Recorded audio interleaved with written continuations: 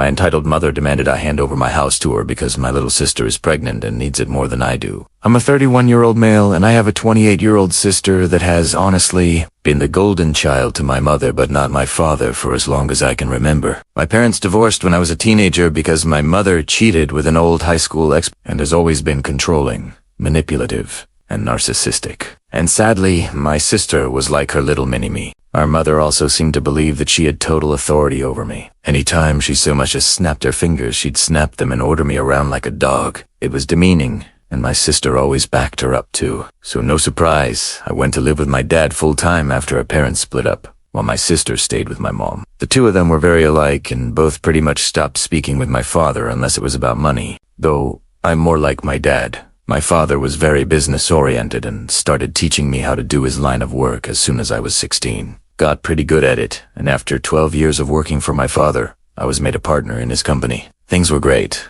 but then about 8 months ago, tragedy struck. My father had become somewhat immunocompromised due to being a heavy smoker for much of his life, and he died at only 60 years old after he caught sin. I met my mother and sister for the first time in years after we had a socially distanced funeral for my father over a video call. My father was cremated by his own request and buried in a local cemetery, so there was no body or casket. My sister seemed to grieve, but my mother looked indifferent the entire time, though I honestly was not surprised. The last time she saw my father, she screamed at him that he owed her more money, then threatened to sue him, to which he laughed at her. He'd paid alimony and child support as long as he was legally mandated to, and no more than that. And he even put $30,000 towards my sister's college fund. But 10 years after the divorce, he was no longer legally required to send my mom money anymore because of a judge's ruling. And she's, by no means, broke. She works at the same job she has had for nearly 3 decades, fully owns the old family home we used to share, and even rents out 2 of the rooms in it to Airbnb regularly. She's by no means hurting for money.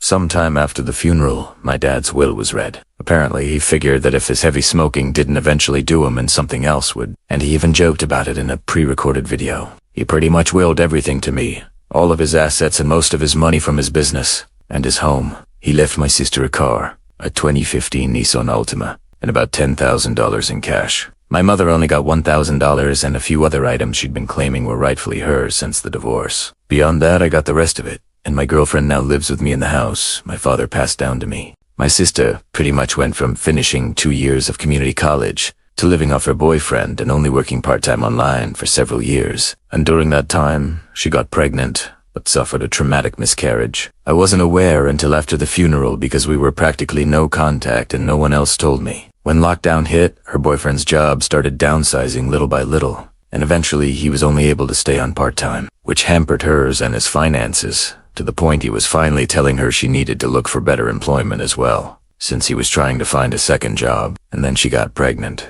She claims her and her boyfriend were careful, but they call it her miracle baby. One evening I got an unexpected knock at my door, and when I answered I was unpleasantly greeted by both my mother and my sister. They both walked right in without even asking and made themselves comfortable in my living room. My girlfriend and I shared a look of confusion, and I asked why they'd come by. My sister was giggling, looking all over opening doors, seemingly giving herself a tour of my home. My mother had just plucked herself from my sofa and snapped her fingers while demanding a cold bottled water. My girlfriend got the water for her, and I asked what they were here for. My sister seemed all giddy and just ignored me to continue snooping around my home. And before long, I heard her yell from down the hall, "Mommy, it's perfect." Yes, she still calls her mommy. My mother finally spoke up and said, "Well, I think it's time you did your brotherly duty." To which I was like, "What?" My mother then proceeded to say, "Now that your father has passed, this house should have gone to me since I was his only spouse. But you can still fix this. You make plenty of money and you could just buy a new house. Your sister needs this one so much more, since she's the one with the baby on the way. But if you're determined on staying, you could just keep to one room and cover all the bills until you decide to move out." My girlfriend and I read enough Reddit to know exactly where this is going and how it would play out if I let it go on. So I guess you could say we were mentally prepared. I took a deep breath and stated out loud that is not effing happening. You do not order me around, especially not in my own house. And yes, I make plenty of money, but like Dad, I'm gonna save it for when I really need it. Not that you care. My mother started snapping her fingers at me like she used to and started loudly stating, "Stop. I am your mother. You will do as I say, because I brought you into this world and I'm the one in charge here. And as far as you're concerned, I am God. That means when I say jump, You say, how high? This house is rightfully mine and your sister will live here. Consider this your formal eviction. But since I'm gracious, I'll give you 2 weeks to pack up your bags and transfer the deed to me. In the back of my mind, I'm thinking, this can't be real. But then I just grabbed my cell phone and started dialing. My mother quickly stood up and yelled, "What are you doing?" I retorted, "I'm gonna do what I should have done as soon as this started. I'm calling the cops to get you out of my house." She started swiping at me and managed to knock my phone out of my hands. Then she proceeded to try and stomp on it, but I was quick enough to snatch it up before she could. "That is it. If you don't leave, I will force you out myself." My mother proceeded to slap me across the face, and I returned the favor twice as hard backhanded. So much so, I ended up knocking her back down onto the couch. She held her hand over her reddening and smeared makeup face in total shock and then yelled, "How dare you?" I went back to dialing on my phone and said that if she didn't leave, I would have police come and remove her by force. My sister came barreling in between us, holding her arms out and saying that I should just do the right thing for once in my life and be a good big brother. I snapped and said, "Oh, really? I'm a bad sibling." The last I checked, I was the one who had to work for a living since I was a teenager. I had to do all the chores in the house while you just sat on your butt playing video games or talking with your friends all day. And you used to steal my hard-earned money to go out shopping after you spent all of your allowance. You are a complete mooch and a thief. I don't owe you, squat. Now, both of you get out of here before I decide to dial this last number. My sister started to tear up, crying like a baby, and said, "Mommy, please, make him stop."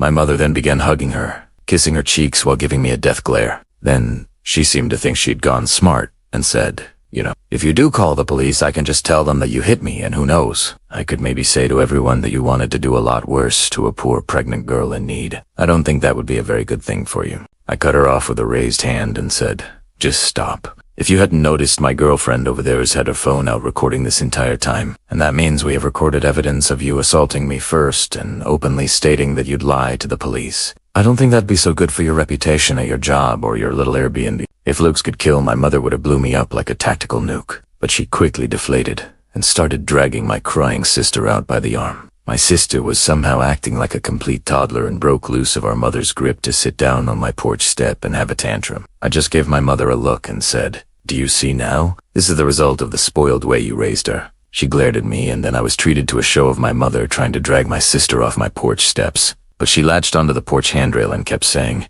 "You promised me," over and over again. I let out a cackle and told them both from the door to never come back. My mother flipped me the bird and then went back to trying to drag my sister off the porch. It took a few minutes, but finally she got my sister to get up and leave with her by saying that I am a cruel and heartless jerk who will go to hell for this. I laughed some more and said, "There's also a special place in hell for liars and narcissists who try to manipulate others to get their way." My mother clenched her fists and was about to say more when I just held up my smartphone again with a recording and said, "The clock is ticking.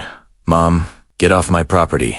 My mother then walked my sister to the car, gave me one last snooty look, and drove off. I thought that was the end of it, but letting things go was never something my mother would do. After a few days, I started to get messages from people I know and some relatives online. A lot of them were furious with me, but others just had questions about what was going on. I tried to check my Facebook, but I couldn't see anything they were saying because my sister and my mother both blocked me on their social media. But my girlfriend could still see everything because they kept their profiles set to open. We screenshotted everything and then printed out some of it. Both of their profiles had posts that called me a greedy, heartless jerk who stole the house that was meant to be my sister's inheritance, right from underheard by paying off the lawyer who handled Dad's will, which is a complete and utter lie, and they both know it. I called my lawyer, who was also my father's lawyer and trusted family friend, and gave him copies of all the screenshots from Facebook and the video that my girlfriend had recorded the day my mother demanded my house. He wanted to just write a formal cease and desist, but I wanted to take it further than that, and he sent them a letter I told him to write via express mail that had to be signed for, so I know they got it.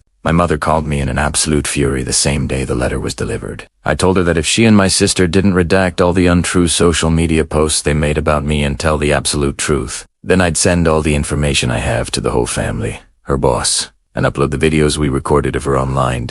Then I'd sue her on top of it. She called me unreasonable, and that she just did what she did for fake, and then went into a full-blown lecture reiterating her belief that my sister still needs my house more than me. I bluntly stated that I didn't care what she thought, and that if she didn't redact everything and tell the truth, then I'd make sure her career would be over. She begrudgingly said, "Fine, you win. Keep the stupid house," before hanging up the phone. That very evening, all the lying posts disappeared from their profiles. I was unblocked, and my mother gave me and everyone else a halfway apology, claiming she jumped the gun with everything she said and because she thought my sister needed my house more than me because she's broke and pregnant. But the house was rightfully mine according to my father's will, and she knew that before my father even passed away, so she had no right to try and claim it. As for my sister, she also apologized, but more or less just parroted everything our mother said while claiming she just went along with her ideas. And then she blamed what she did all on our mother and her pregnancy hormones. The replies poured in for some time on both my mother and sister's profiles, many furious with them for trying to take my house. I got a lot of messages of sorries and my bads from people who previously believed her. But all it really did was show me who was more on her side to begin with, since they were all believing her nonsense so quickly. They were mostly people from her side of the family anyway. No one on my father's side believed her at all, and openly said so. My sister and her boyfriend ended up moving in with our mother to save money, but she put them in the basement in order to keep her Airbnb running. And my sister started to cry on social media that she can't live upstairs, and I'm pretty sure that the two of them are fighting with each other because all my sister did after that is complain online. And my mother barely posted anything anymore because of the previous stunt that she tried. If you've made it this far, this is only part 1. Part 2 gets even more intense and crazy. It'll be up as the very next video, so if you haven't already, make sure you subscribe on YouTube with notifications turned on so you don't miss it, and hit the thumbs up.